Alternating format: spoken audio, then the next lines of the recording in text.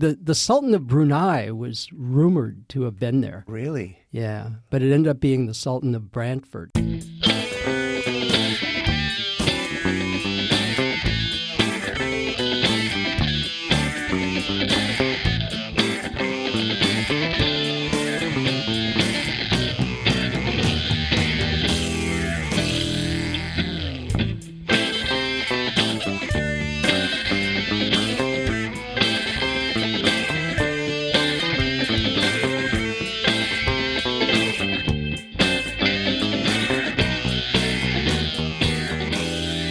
Greetings, Lodge Masters. Whoa, whoa. Oh, but I'm getting ahead of myself. You are, and you're throwing that term around pretty loosely, especially when it comes to us.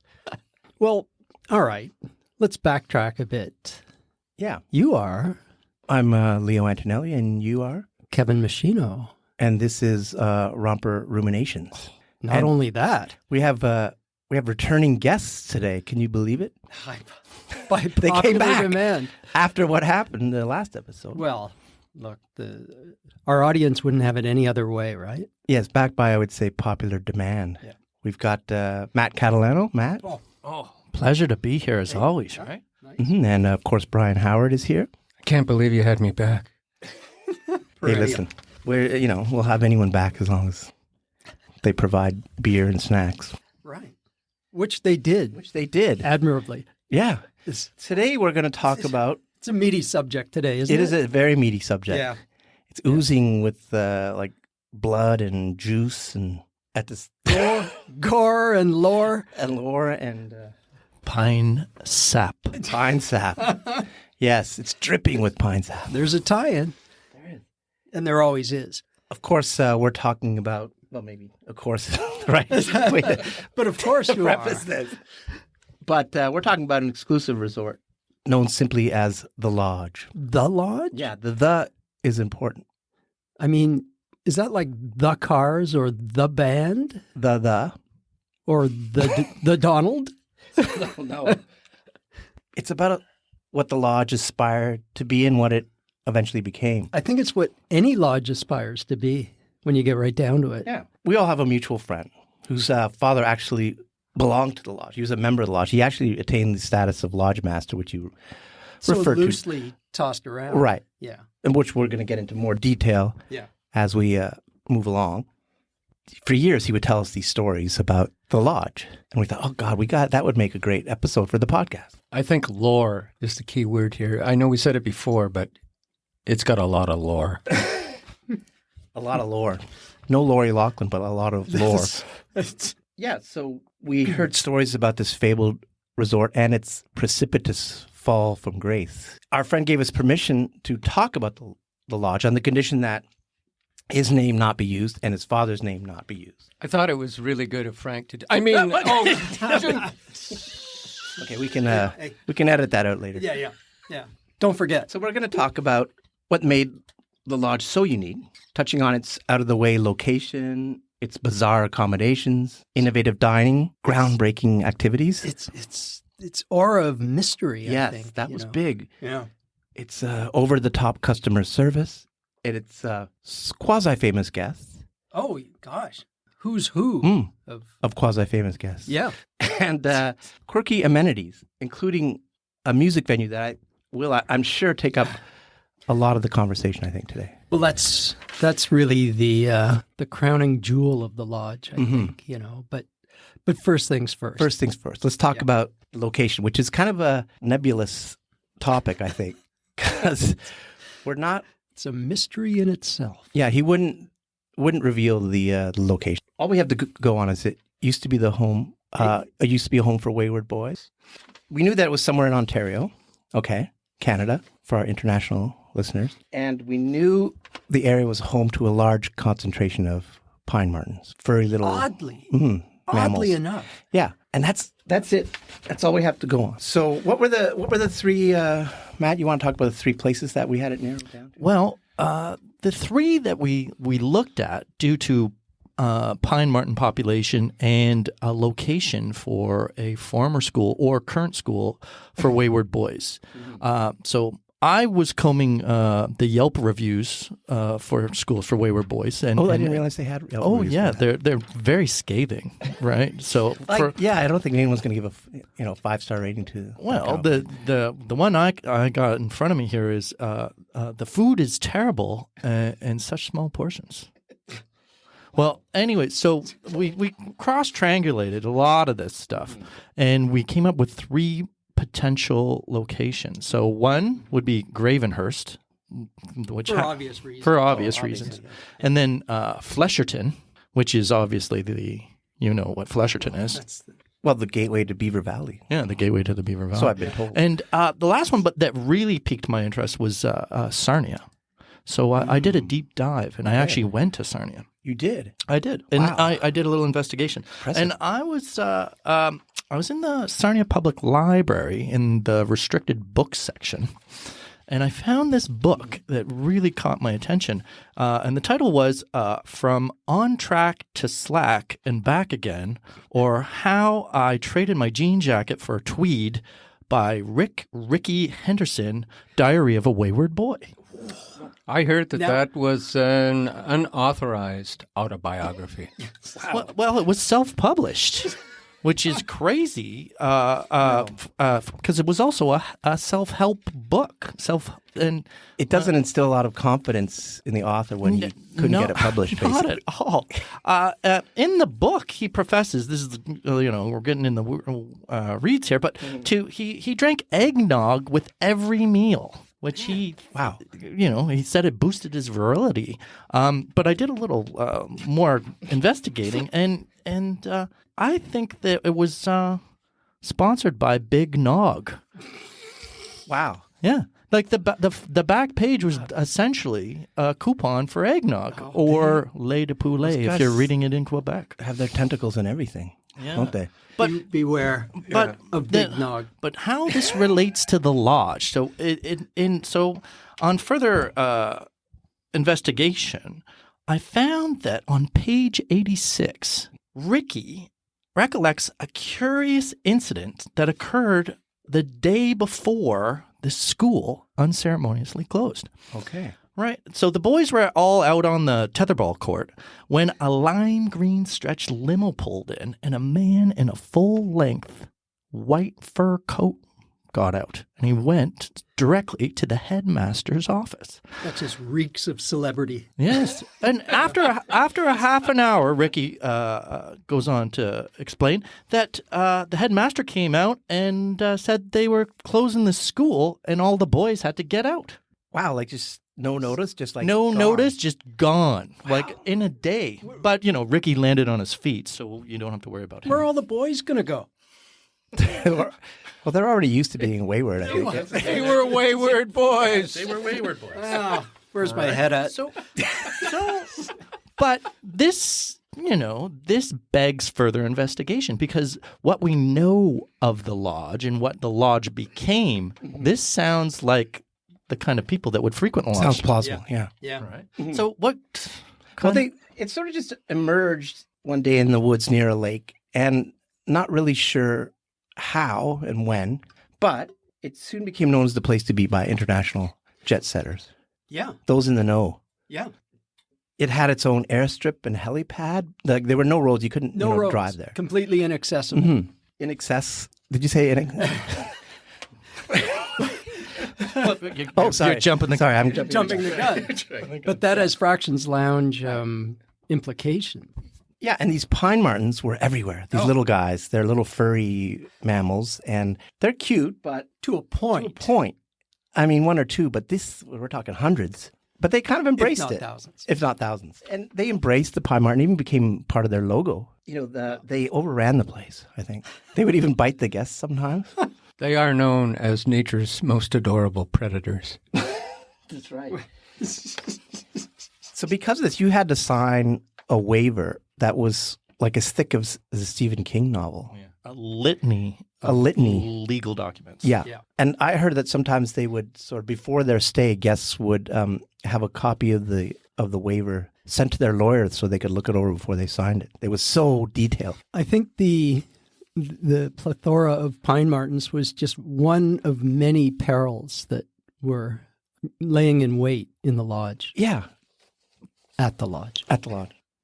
Oh, and if you could make your way through the Pine Martens, you would find various accommodations that unparalleled. Like I'm talking 3.5 to 4 stars. Oh, that high? Yes, yeah. And some of these suites were frequented by, I would say, Hollywood and the rock royalty. The suites themselves were pretty novel too. Yeah. The way they were constructed. Each one had its own laundry chute and its own dumbwaiter, Oh, that's great. all interconnected, a vast network, right? Yeah. A lot of the suites were inspired by celebrities, Mm-hmm. you know? Yeah, they were kind of like you get a suite. Yeah, but they were temporary. Like they were the sort of the flavor of the day, Yeah. and they could be renamed. Sure. They were basically theme-based, I guess you would say. Mm-hmm. We can talk about those suites. Yeah. When I think of the Maria Moldauer suite, Right. right? Yeah. So the whole Midnight at the Oasis thing. right. That was My favorite Maria Mulder song. Yeah, yeah, and so that was left over from the Sultan's convention that came to the lodge. Yeah, didn't they this bring one time. in like actual camels? They for this did. thing? They did a whole cadre of camels. But I think they all died from hoof and mouth disease. Yes, they did. Unfortunately, and the sultans. I mean, the Sultan of Brunei was rumored to have been there. Really? Yeah, but it ended up being the Sultan of Brantford. Okay. But that's still pretty good. Hey, that's still, Hey, any sultan is good sultan. I take what I can get. That's 3.5 stars right there. Right there.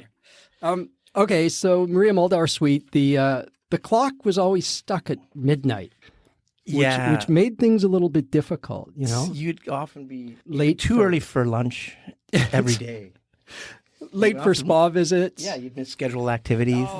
I heard Bruce Dickinson stayed there in the early 80s and wrote 2 Minutes to Midnight in that very same suite. That could very well be. Okay. There's so many things that are uncovered here. You'd always have a place to put your camel to bed, though. That's the good thing. But did they ever wake up? Wow. So there was the Diane Cannon suite. Did you hear about that one? I did hear about that. Yeah. I heard there was a real cannon that you would could be- fire off Yeah. to summon the staff. Yeah. Yeah, that became a bit of a, Bit of a nuisance, I think. liability. But that's not the reason that it was so short-lived. No. There was there's- another reason. Well, the guests were all forced to watch the every Diane Cannon movie ever made. Yeah, the Diane Cannon, so to speak, with one. I mean, Like one that. end, right? And that really drove them crazy. I think. Yeah, not very good. Not a lot of selection there. No. What about the honeymoon suite? That's another problem. They had to pipe in their music, and 24/7, basically. Nobody liked that. No one. No, they were getting really angry. What about the Celine Dion suite? oh yeah, That was constructed with a lot of optimism, but it ended up having flooding problems. oh god, They spared no expense on that one. I mean, they had these transport planes trying to fly in icebergs. And by the time they got there, they had all melted and it was just a mess. But they just kept trying. yeah. People were ripping doors off the hinges just to stay afloat, and not sharing them with other people. Anyways, It was awful. I think they eventually put in some pumps, but they were noisy too. So, Oh, another notorious one was when Peter Falk stayed there. He had his own island, and he called it Peter Falkland Island. Oh, And there was a bit of a mix-up because it was booked the same weekend by an Argentinian group and a British group, and they had a big fight over who. It was nasty. They had to fly in a representative from the UN to mediate the dispute. It was ugly. It was they didn't think things through. They sort of thought this would be a great idea. no. They were shooting from the hip. That's the lodge, right? That's what it was. That's the lodge. So what about some of the other, goodies at the lodge? What about the dining? Oh boy, the dining. Yeah. Don't get me started on the dining. Well, Oh, you're trying to get me. I'm trying to get you started. I think they were trailblazers in many ways, right? They pioneered the concept of micro dining. Yeah. And you know how I mean, to a fault. because there's already a trend of portions getting smaller and smaller, and they took it to the next level where they were almost like microscopic, but intense flavors. And they would provide you with like a jeweler's loop Yes. so you could see, Tweezers. and tweezers so you could actually put the food in your mouth. Boy. But apparently they were really like, you didn't need a lot of this food because it was so intense. Well, talk about portion control. That's right. They did it for you. But, the positive spin on that is that everyone would leave the lodge eventually. And most people lost a lot of weight because of the micro-dining, right? So they would always get compliments about how good they looked after a stay at the lodge. So I guess it wasn't all bad. Oh. How about the signature drink at the lodge? Anybody? Oh, the pine martini, you mean? Yeah. None other. Oh, that was their signature drink, which I believe was gin or vodka, Greek Retsina wine instead of vermouth. Yeah. And pine needles sprinkled on the top and maybe a little pine cone perched on the edge of the glass. Presentation is everything. Oh, it was beautiful. The amenities. You want to talk amenities? Well, we can talk activities. / amenities, right? Hosted escape rooms, murder mystery weekends. Yes. The funny thing about the murder mystery weekends is that they were actual murder mystery I heard that rumored. Yeah. Yeah. And the escape room, if you could not escape on your own, you would not get any hints from the management. You just had to find a way until your flight was scheduled to leave, and then they would let you out. It was hardcore. It was hardcore. Mandatory archery. Archery was mandatory. That's that's got trouble. Yeah. Written all over it, I think. Yeah. Because I think there were some casualties from that. It does make me quiver. And they even had lawn darts after they'd been banned. Real lawn darts. Mm-hmm. Talk about playing with fire. And they had seance. Matt, you want to talk about the seance? The seance. One in particular they had. The seance to bring back Yul Brynner? Yeah, to raise the spirit of Yul Brynner. That's right. I don't know how successful it was, but it did pack him in that night. Oh, did it ever? Oh, did it ever, right? And there was a plan to stage the Battle of the Network Stars. Right. But fought to the death. But it didn't. They couldn't. Gladiator rules. Yeah, that. But it didn't. The lawyer said, "No, we can't do this." Which is too It was bad. too much even for the lodge, which is saying something, I think. But they tried. Oh gosh. What about? Can we go to customer service? Can we talk about customer service? You want to talk about customer service? They pioneered the field. Rewards program, of course. Yeah, there were no points involved. It wasn't like you would get. Well, there were points, but you couldn't redeem them for anything. The reward was. How would you feel if you attained the lofty position of lodge master or lodge mistress? Oh my God, that would be the ultimate reward. Yeah. Who cares about getting a free flight to Cleveland? Right. I want to be lodge master, and you would have to be. If you did achieve that status, you would have to be addressed that way by all the staff. Yeah. Yeah. And if proper forms of address. Yeah. Right. And if someone didn't refer to you that way, they would be fired immediately and sent home.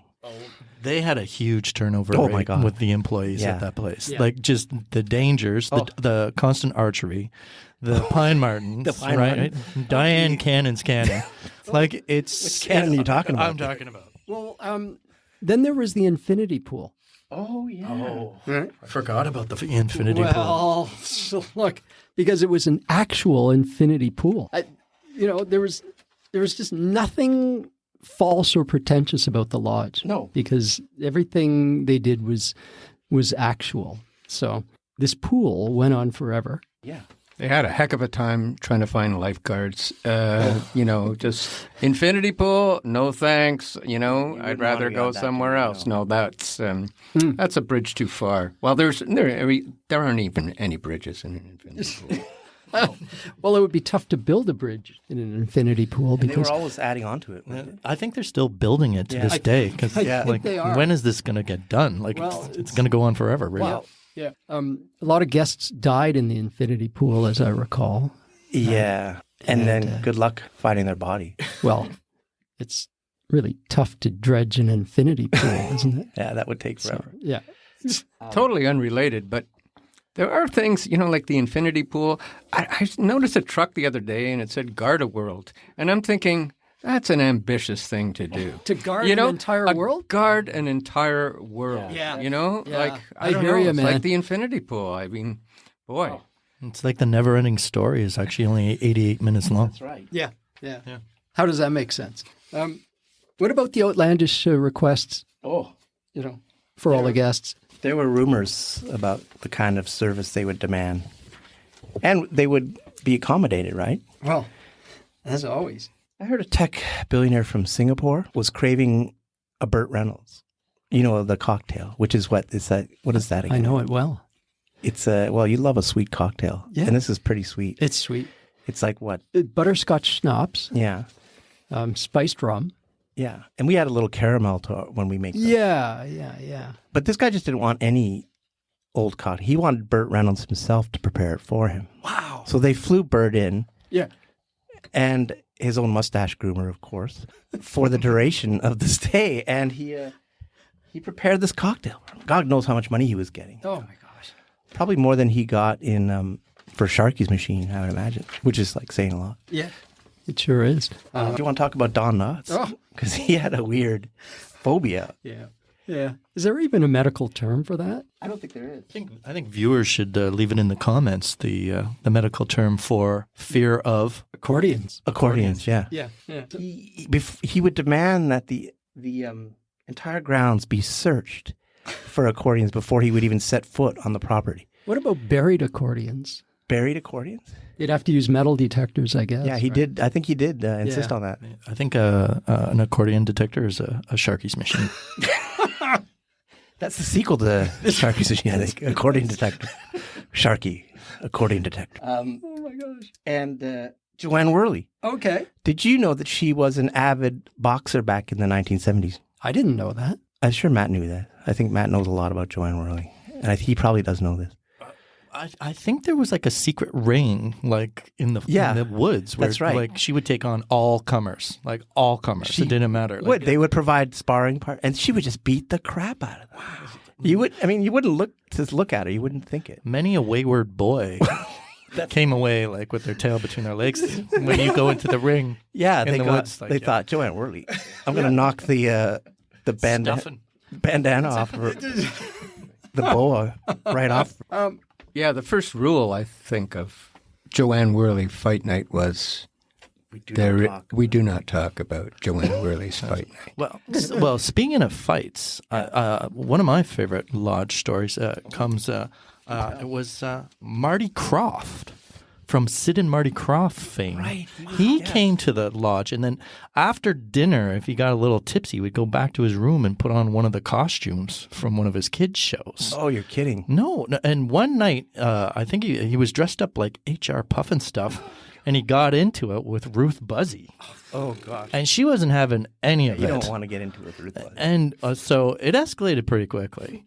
I can And imagine. she grabbed a salad fork and pinned his hand to the table. Oh, God. Well, Marty did not like this at all. So he pulls out a revolver. Are you serious? Yeah, but he can't get a good sight on Ruth because she's ducking and Right. weaving, and he's got the head on. Oh, he's got from the costume still from the on. HR Puffin stuff. So he Right. takes a shot, doesn't hit her, but who does he hit? He hits one of the ball men from the tennis court. Oh, my God. Did we talk about the ball men? Not yet. I thought he had a wayward boy. He was just in the corner. He was just wayward. Just like, Yeah. Wow. Well, yeah. They was Sid there though to help out, or no, that's the thing. They never partied together. They were weird. brothers, but Yeah. like Marty, the lodge was definitely a Marty thing. Oh yeah. Yeah. Yeah. And they that's the thing. They wanted A-list celebrities, but they kind of got sort of C and D lists and E. But notable. Notable though. You would hear it. Nonetheless. Yeah. You Sure. Like who are some of the people they would get? Oh, gosh. You want to talk famous guests? Yeah. Yeah. Oh, man. Let's get That was the whole going. point of that segue. I think. Let's get going. How about Joyce DeWitt? Whoa. How about Elaine Joyce? Dr. Joyce Brothers? James Joyce? The author? No, Elaine's younger brother. Oh, he was a real tag along. Oh, followed her everywhere. Really old. Yeah. I don't know. Toby Keith and Yasmin Bleeth. Wow. All right. How's that? How's that for panache? How about Frank Gorshin and Marjo Gortner? Wow. Huh? Yeah. How about Robin Leach and Stacy Keach? Come on. None other. And I heard that Harry Giardino came one time. Really? Yeah. But he Sure. checked in as Gary Merrill. I heard that Gary Merrill came and checked in as Harry Giardino. It could have been the other way around. No one really knows for sure. We'll never know. No one ever knows. No. But we were talking about, you mentioned ball men before, how one was wounded in that incident. Yeah, because they didn't have, we didn't correct you and say ball boy. It was because they had ball men, which is great for the older guests because it took them a really long time to retrieve the ball. So it would give you a chance to sort of catch your breath and get ready. The ball men wouldn't be crouched. They'd be lounging in these high-backed chairs. Yeah. Sometimes they would fall asleep, and you'd have to get your own ball. Yeah. And not really spry, and No. probably couldn't avoid like random gunfire if it broke out in a dining hall. No, that's the thing, right? They were Just say. Which is, again, another poor decision, because I think a ball boy would be able to, those guys can move. would anticipate that. They were basically sitting ducks. They were. It's sad. I don't know. Any other celebs before we go on? Any other ones you want to talk about? Dom DeLuise? Dom DeLuise, Bill Bixby. Mm-hmm. Tina Yothers. Sally Struthers. Yeah. To your Tina Yothers. I'll raise you. Lee Majors. How about that? Yeah. Gavin McLeod. Meryl Streep? Meryl Streep. No, not Meryl Streep. Would you say Lee Majors is a minor celebrity or a major celebrity? I'd say major. Yeah, it's right in his name, I guess. Yeah. Well, I mean, okay. I think they wanted Meryl Streep, but they thought, we'll settle for Meryl Streep. Yeah. I think that's... Which isn't bad. No, I mean, frankly, I would have it the other way around, right? Any Meryl is good Meryl. I take what I get. This is the crowd, but let's talk about the entertainment. Whoa. Wow. Well, I mean, the amenities, the aforementioned infinity pool, of course, which now needs no introduction, but and the tennis courts with the ball men. They had a casino, didn't they? Oh, yeah. Yes, they did. They did. They had a special Burt Baccarat room at the back. Yeah, but not the very back, because No. That was reserved for Scott Bakula and his high-stakes backgammon game. I wonder if they ever played Baby Got Back. I think in those venues. They should have. Now, Matt. There was a pine martin underneath the table. I think it just kind of brushed up against you. Yeah, I got Pine Martin on the brain. But Matt, you mentioned... You promised there'd be no pine martins in this studio. Well, no, I just promised no Pine Martins would be harmed in the making of this episode. Okay, sorry. Too much. But you talked about, I think, probably the most famous venue of the Lodge, the most, or infamous. Infamous. Honestly, this when we talk about lore, this is the place of all places. An elite group of people came and played this stage. And there was only one stipulation in order for you to get on the bill. And what was that, Kevin? Well, your band had to have a recently deceased member or members. You're talking about I hope. the Fractions Lounge. I'm talking about the Fractions Lounge. Okay. Because again, it's another example of how they started here and then went down here. Like originally, they were going to call it the Fortunes Lounge. The Fortunes Lounge, yeah. For wealthy people only, right? Oh, yeah. And you had to show your T4 at the door? Yeah, and you get these really intimate, they wanted these really intimate concerts with really, really A-list, like I think they wanted the Rolling Stones for the first concert. Oh. And then the booker, he remarked, come on, you can't afford those guys. Maybe you could afford half of them.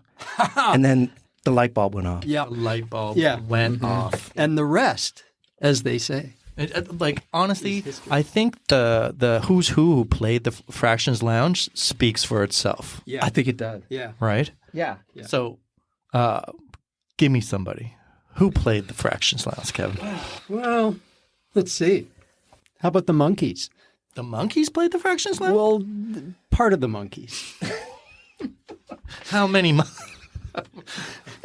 You're talking about when Mickey Dolenz was the last monkey standing. Yeah. Just the monkey? The monkey. Well, look, that's the thing about the Fractions Lounge, because they would rename the band. Yeah. Oh, yeah. Yeah, they would always rename the act, you know. So in the case of the Monkees, it could have been the Monkey, or it could have been One Monkey Don't Stop No Show. Yeah, I think he opened with that. I think Mickey Dolenz did. Yeah. Again, so the concept was these were musical acts, groups, Yeah. who had lost one or two members. Yeah. And they would reform as another sort of iteration of their the former group. Some might say a lesser iteration, but I wouldn't. No. I wouldn't say that. And I think the Just Booker, different. he compared himself to more, like he was kind of like an ambulance chasing lawyer. He would show up at these rock star funerals, right, with his business card and hand them out at the funeral. And with the slogan of and he had like several versions of the slogan. They like had some several- great taglines. Yeah. They really did. Oh, I don't know. Giving death a positive spin, I think, was one. Some is better than none. Yeah, and then there was one that said, sooner or later, everyone plays the Fractions Lounge. Well, that's the thing about the Fractions Lounge, right? I mean, it was bittersweet because the smell of death was always in the room.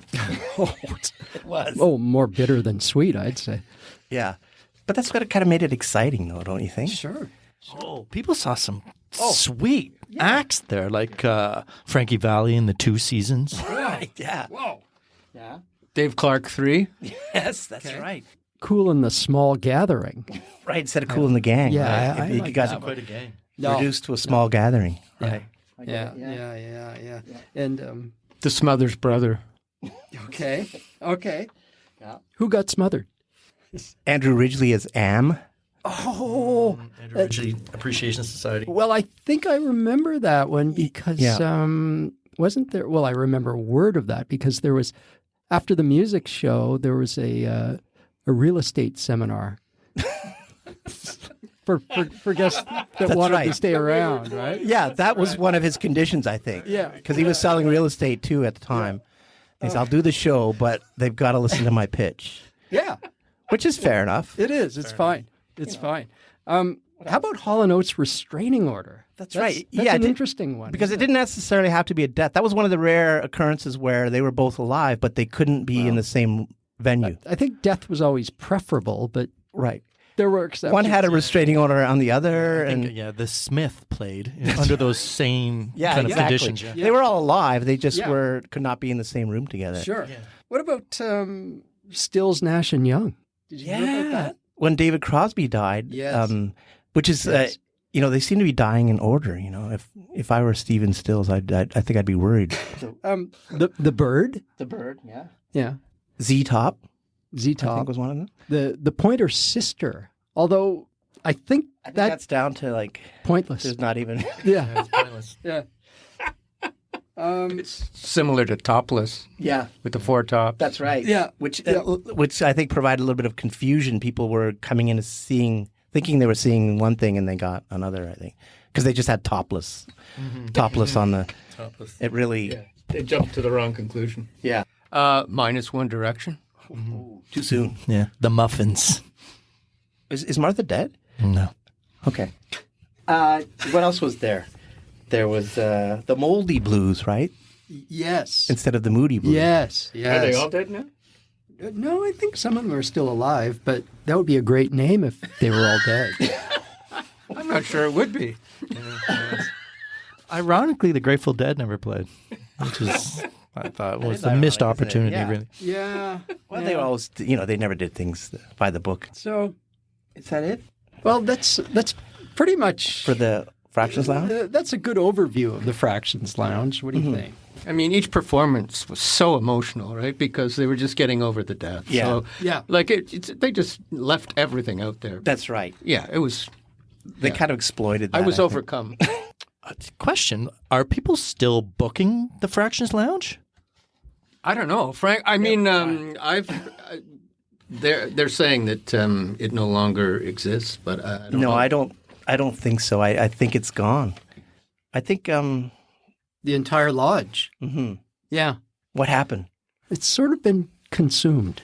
Yeah, some say it was the Oh, it's an inspiration for the movie The Osterman Weekend, Oh yeah. with the archery and all the deaths. Yeah. There's a lot of deaths.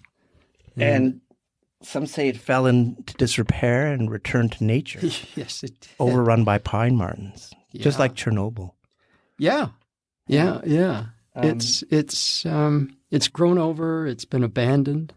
Yeah, I This think is all hearsay. it is that it's a natural preserve for pine martens now. Yeah. Reclaimed by wayward boys. You know, in the end, nature always wins out, right? And even though it ultimately failed, it succeeded on being a one of a kind phenomena. What parting thoughts could we say about the lodge? Well, the lodge has now gone into legend, lore, and if we take a page from the Fractions Lounge, sooner or later, everyone will stay at the lodge. Well, not the lodge, maybe their own personal lodges, like the lodge, and you know what I mean, right? The Lodge with a capital T. Yeah. Exactly. Yeah. Guys, that was a can I say a deep dive? That was deep. Infinity. We really It was an infinite dive. It was a deep dive into the infinity pool of life. right. That never ends Well, until you get. unless you stay at the lodge. That's right. Sooner or later, it ends. Okay. That's great. So, I think I hear the outro music. Oh, well, Speaking of the end. that might be everyone's favorite part of this podcast, but it's all good. Thank you for joining us, and thanks again to our special guests today for returning. And Matt and Brian, that was great. You guys, thanks for backing us up. Hey, you guys could do it yourselves, but we appreciate being along for the ride. A pleasure as always. well, I guess until the next time, that's it for Romper Ruminations.